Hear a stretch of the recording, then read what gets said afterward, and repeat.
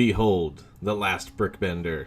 Hop on your sky bison and journey with us to the spirit world, so we can see what lies beneath Toph and her brickbending abilities. When we pull the camera back, you can see this is actually a rather tall mock. There's a whole treadmill underneath, and then on top of that treadmill, you can see that there's a number of axles with Technic pins that are actually holding up a bunch of bricks. The crazy part is a lot of the bricks in the center are actually loose when they're just sitting on these Technic pins. So let's peel this back and take a look. So we're going to go ahead and peel off the outer brim here. It's actually just a bunch of Technic plate that's been stuck together with some added slopes for some texture in the back. And it's really just kind of a frame that goes around the loose bits right here. So as you can see, whoops, yeah, Zuko fell down. It's okay, he probably deserved that. So when pulling on Zuko, you can see he's actually sitting on a universal joint that allows him to wiggle around. So anytime he gets knocked over, he'll be able to just fall backwards. But when Toph does knock him backwards, luckily, since that universal joint has a weight, it's going to pull him back down. So this next layer that we just peeled off is a large Technic brick, and then it's holding a bunch of 2x2 and 2x4 bricks, right? As you can see, they're all sitting on top of some Technic pins, right? But when I smash them, they just kind of move around because they're actually all loose sitting on that Technic brick.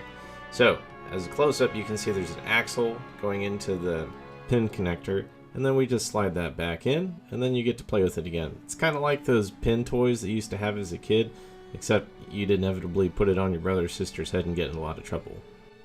But instead, here we'll just smash it with other Lego parts.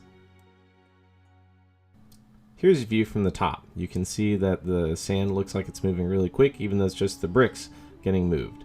Underneath, you can see the wedge that's actually pushing all of those axles up and making the sand look like it's animated. So underneath, you can see as we peel back this wall, here is the treadmill that we were talking about. At the base, we have some 16x16 plates that we snapped together with some bricks. We built up some walls, and then we also added some Technic bricks to hold the axles for the sprocket wheels. Now these sprocket wheels help run the entire conveyor belt, which is comprised of Technic link tread, at least the wide version with 2 pinholes. One of the important things is the wedge that rides on the treadmill.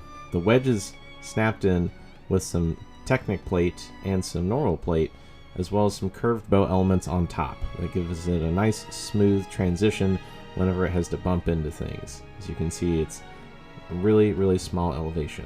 So behind it we have a bigger version with more plate. As you can see, there's also some cheese wedges behind the back. Obviously we use plate because it's just a little stronger and holds together a little better than just using bricks. So there's these little half Technic pins that are inserted in here, and you snap it on in the middle of the treadmill, and you snap the small one on, and even though there's a space between them now, whenever they are rolling, oops, just snap that back on right there. When the conveyor belt moves the wedge, it's actually going to flatten out, and when it flattens out, you'll actually see that the 2 pieces of the wedge connect together, just like so. So as it comes around, it's flat. When it goes around the curve, it splits apart until it comes back around.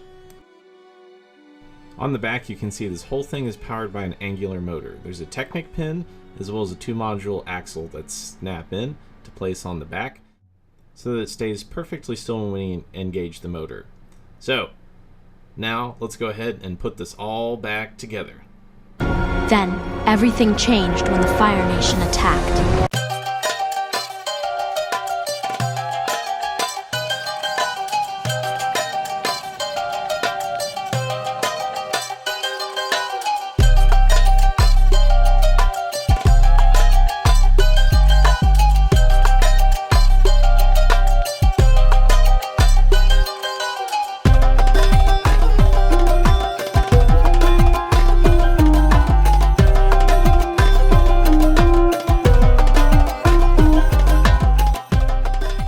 Thanks for watching today. Make sure you like and subscribe so that I know that you want to see more cool content.